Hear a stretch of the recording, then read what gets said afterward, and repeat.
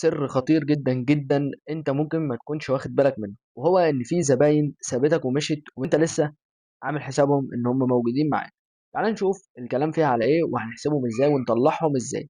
دلوقتي يا شباب احنا فاتحين جدول الكاستمرز.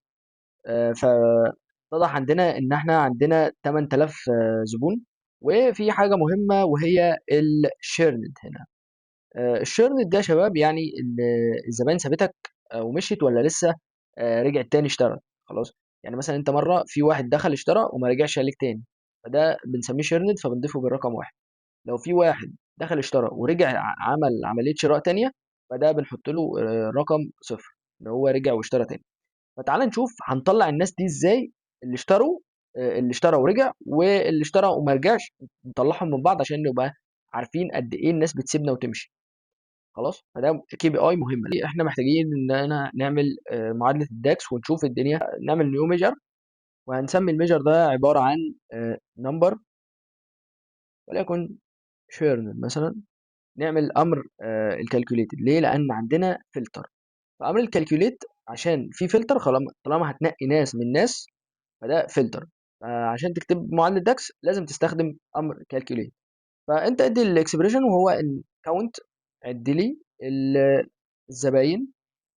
ايه، خلينا نشوف كاستمر شيرند. وهنقفل القوس هنحط له الشرط، والشرط هو ان في عمود الكاستمرز.